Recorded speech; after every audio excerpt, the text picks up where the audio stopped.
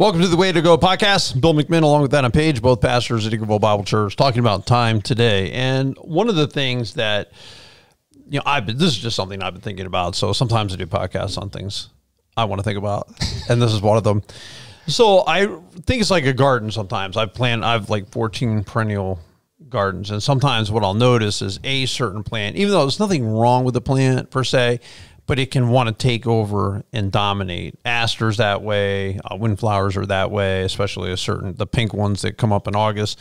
Some people are like, I don't know what you're talking about. It doesn't matter. It's a flower.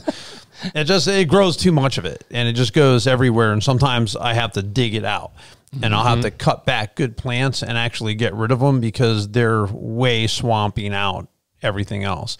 So I think that's something that, by way of analogy, is helpful to look at, because I think there are things in our lives that it's not that there's anything wrong with it, but it just gets too much of it. That could be social media.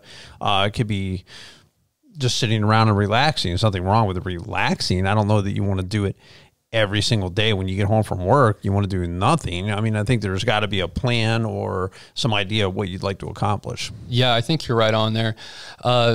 There are so many things in our life that can slowly take over. I don't think you realize it until like you're watching a show and the show kind of gets a little boring, and then you end up bringing out your phone. You're looking at your phone, you may be watching the show to the point where you realize you have to rewind the show because, because you missed half of it. Right. Because you were looking at your phone the whole time, of how important social media becomes in your life, or just those different things that really maybe shouldn't take up as much time. But the more lax you get on it, the more they do take up a lot of time in your life. Right. Or your prayer life might get crowded out by other things, or reading the Bible might get crowded out by other things. Spending time with your family might get crowded out by other things. But as far as not paying attention to what I'm watching on Netflix, that's pretty much every day of my life, because I'm always like editing a photo. Because as a photographer, a lot of times I'll be out kayaking, I'll get pictures, so I'll come back and we'll put something on Netflix. So I'm always, I'm kind of watching it, but I'm also editing photos and listening to it. So I always recognize that every time I see something, it'll be like I've never seen it because I wasn't paying attention to it in the first place.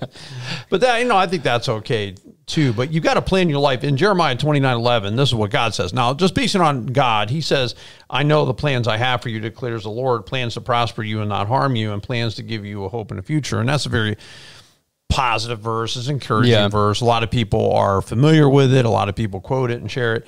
But we look at it from the perspective of, hey, God's got a great plan. He's going to prosper you. He's going to help you out. Let's just take a step back, that he has a plan at all. Yeah. That he actually has a plan for your life. And if God has a plan for your life, there's nothing wrong with planning your life. Yeah. Understanding God might take it a different way, but planning's a good thing. If God's planning, we should be planning. That's my premise taken from that verse. Yeah. Well, I think understanding it too, that, God's plan isn't always our plan, and it can be, there can be some highs, and things can be really great, but at the same time, I mean, it's not like he's going to dump Ferraris and, millions of dollars in our lap. There's going to be times where he takes us low and he rebuilds us and works on us, in the trials of life. Right. So things won't always be fantastic, but he will be with us there in that roller coaster of a journey that we have in life. We think about the way he set out the world, and it said that, he chose us before the foundation of the world. Yeah. He knew how the world was going to go because he had already planned it even before we had gotten here. There's a verse that says, no one knows the day or the hour except the Father. In other words, there's a day coming when Christ is going to return. That's what the Bible teaches. Yeah. So there's a day coming when the world will end, ultimately. God knows that day. We don't know the day, but he knows it because he planned it. So when I look at God and I look at his example, I say, okay, well, then there's nothing wrong with really having a plan. And in Proverbs 16:9, it says, in their hearts, humans plan their course, but the Lord establishes their steps. And there are certain things that God obviously wants us to do, and he's going to order our steps. I thought I was going left. God had me going right. I mean, last night I was going to go up onto Lake Erie and photograph a storm cloud. Because I've done this so many times, I thought there would be a shelf cloud coming across the lake. There was a shelf cloud coming across the lake. But by the time I got up there, when I was looking at radar, it looked like it was going to come across at 7:30. So I'm going up there at, let's say, 6:45. Well, as I head north, I see it. It's already over land. It's already blown over the water. I had the kayak in the back of my truck. Well, there's no point at this point in trying to get out on water because all I'm going to see is gray because the shelf cloud's going to be behind me. So we just kept getting ahead of it, setting up, taking photos, getting ahead of it, taking photos, we just changed our plan because, we had a plan. Well, it didn't work out. I mean, that's kind of life, but at least we had a plan. I mean, we had a plan. We were going to get out there and we had a good time doing what we did. You know, at least we had a plan to be out there and be doing something, myself and my wife. It turned out to be different than we thought it was going to be, but it was still a good time. But it makes it kind of an adventure to be able to go and, change things a little bit by little bit there. Right. I think one of the big, times in my life where God really changed the plan and involved you was, I remember being a part of another church and planning on being there for 20 years. And it was firmly established in that community. And then after a week of prayer and fasting of, asking God, is this where I should be for, the next 10 years of my life, next 15 years of my life, and saying, I'm open to you changing it. And then just putting out a resume, and you called me up a couple days later, talking with you guys. And then our house sold within like 5 days of just, God has a different plan that we don't always know about or can't really see, but he guides our next steps. And when the years back, when we look on it, we go, wow, I'm so thankful that, during COVID and all the stuff that's happened, that God put us here, in Rock Creek at Eagleville and everything. And you get to look back and see, wow, God did order my steps. He does have plans to take care of us. And I think too, it's like in the book of James, I forget if it's chapter 4 or 5, but he was talking in there that we shouldn't be saying, oh, I'm going to go conduct business in this city next year, and we're going to do this, this, and this. Where God says, James says, no, you should say, if it's the Lord's will, we're going to do this and this. And so as we talk about planning, there's nothing wrong with planning, but we have to understand sometimes God will change that plan, and I can't be presumptuous about it. Like I have a plan this year to be kayaking 50 times. I'm at 26 and to be on 10 waters, different waters. I've hit 11 already. So now that, I've already hit that goal. It'll go past it because I got a couple other different waters. I want one in Pittsburgh, one in, where's my other one? Oh, Lorraine, Port Lorraine. Nice. I want to go there. So I haven't hit those waters yet. So I have a plan, but I also understand that I can't just definitively say, oh, I'm doing it. No, you're going to do it if God allows it. You're going to do it if God wills it. But it's still okay to have a plan. It says that in Proverbs 15:22, plans fail for lack of counsel. With many advisors, they succeed. There's nothing wrong with having a plan. There's nothing wrong with saying, this is what I would like to do. So when you think about what do you want to accomplish, what kind of things do you want to accomplish? What kind of things do people in general want to accomplish that should be planned out? Yeah. Well, I think that, really, we can have a plan, but we have to be flexible and allow God to kind of come in there and change things if he needs us to change that. Right. But we definitely have to have some sort of plan, because if you don't have a plan at all, then you're really nothing's going to happen in that. But I think, it doesn't have to be New Year's every year that you plan on getting in shape or reading a certain amount of books, but that you can get into that right now and say, okay, I want to get into better shape. I want to read my Bible more, whatever it is. You can make a goal and a plan for that. And I think it's important to have accountability and have somebody to kind of partner with you that can keep you in check of, how are you doing with that, and come alongside you in a positive way. Right. Well, I think getting in shape would be something that if you don't have a plan for how you're going to do that, it may not happen. I think to have a general sense of, I need to get better shape, which I do. Have that sense actually. I'm running, but I want to do more like push-ups and planks and air squats and stuff like that. So some basic things. I still have to make a plan for it. So now I have a plan. Well, I'm going to do 50 push-ups a day to start, and just start out there. So I've talked to some other people into doing this with me. Let's just do it. And then that's where the accountability would come in. To read your Bible more, to serve would be something you could plan to do, to spend time with your families. To me, I have kayak training that I want to get. Like I want to be able to do what I would call open water rescues. So if I'm out there and somebody with me tips, or I tip, that, and it can happen. Like you don't think it's going to happen, and it hasn't happened to me yet, but it doesn't mean it can't happen. A boat gets too close, throws too much wake out, you didn't anticipate it. It might be more than actually you could handle it. You could be kayaking down a river and hit a rock you didn't know was going to be there. Next thing you know, you could be upside down. So what are you going to do? But to me, to have a general sense of, I want to get kayak training and contacting somebody, setting the date, putting it on the calendar are two different things. Where I find I need to put it on the calendar. Like I have certain months I was going to accomplish certain things. And there were things where on July 4th, this is our plan. This is our plan to go see Bull Castle, to go to the Adirondacks, to go see these different waters. This is our plan. We're going to do here, here, here on these dates. And if you don't have that, it's like this.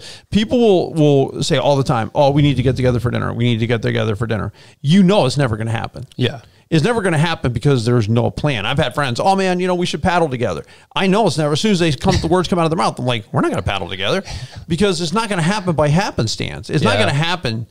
Oh, hey, we just happen to be on the water at the same time. If you want to go paddling, then you have to say on this night, on this day, weather permitting, this is when we want to go. That's what I'm talking about, a plan, and why I think it's so important. You've got to have a plan. To me, is when I have a date and a destination and your time. That's more of a plan. On this day, we're doing this, and this is our date. Or like you have it for working out, I'm going to go on these mornings to the gym. These are my mornings. I'm going to be there. That's my plan. That's why you're getting it done. Yeah. You know what I'm saying? I think it's, you know, you have some people like, I think like yourself, that have self-motivation to get out there and they do it on their own. Like you run. For me, doing in CrossFit, it's, you know, having other people in a class that will text me if I'm not there. You know, even like the running club, of being there with other people, getting out there. You have that community feel to it that's really helping you progress in your goals, that, you know, people tell you, hey, you know, wow, you're doing good. You know, you're moving forward in that. And I think even, you know, in reading the Bible, it can be a little scary to go into reading the Bible if you haven't done it. And where do I start? How do I interpret this? And I think just going into the Bible app and picking a plan, you know, or asking, you know, somebody that you know that's spiritual, you know, that's been in the church for a little while, of what plan would be good for me, you know, starting out in the book of John and reading a chapter a day, and, you know, going through that in the Bible app, they'll help remind you of, okay, yeah, this is time for you to get in there. And I think it really shows your priorities. You say, if I don't have time to Bible read, I don't have time for exercise, I don't have time for this or that, then what are you spending your time on? You have those 24 hours, just like everybody else. What is the priority in your life? Show me where you spend your time, and we'll see what your priority is. Yeah, well, I would say I would definitely agree with that. I mean, that's like where your treasure is, that's where your heart is. I mean, where your time goes, I mean, that's what's important to you. I've always said this. You always have time to do what's important. Yeah. For people who say, well, I'm too busy to do this and that, or see my mom, see my dad, see my brother, see my friends, I'm going to say you always have time to do what you really want to do. And that's, so I agree truly. With you 100%.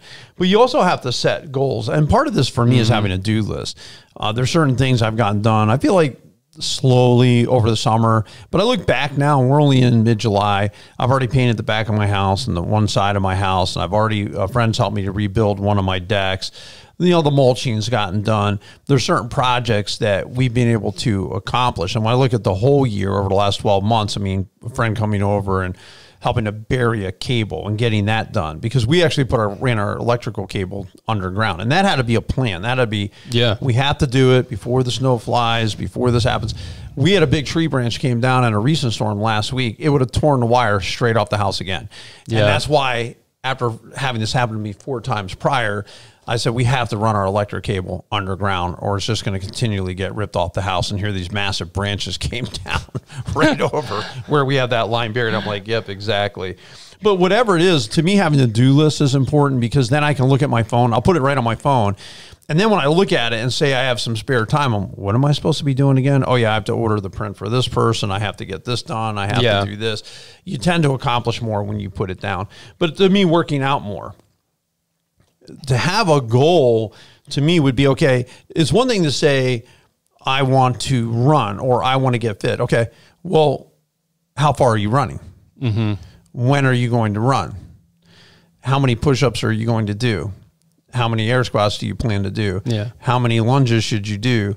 How many minutes of planks do you want to do? Like, to me, if I don't set a goal, I'm probably not going to get after it. You give me a goal and I set a goal, I'll bust through brick walls to get after it, because it's just the way my mind works. I need goals.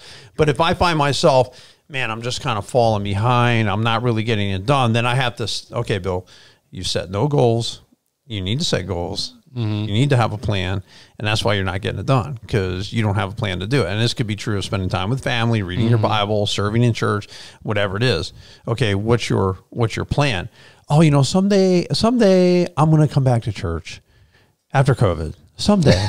Okay, what day? Like, what's your exact game plan on this? Instead of this nebulous, when I feel like, no, if you feel like God's calling you need to be back in church, get back in church.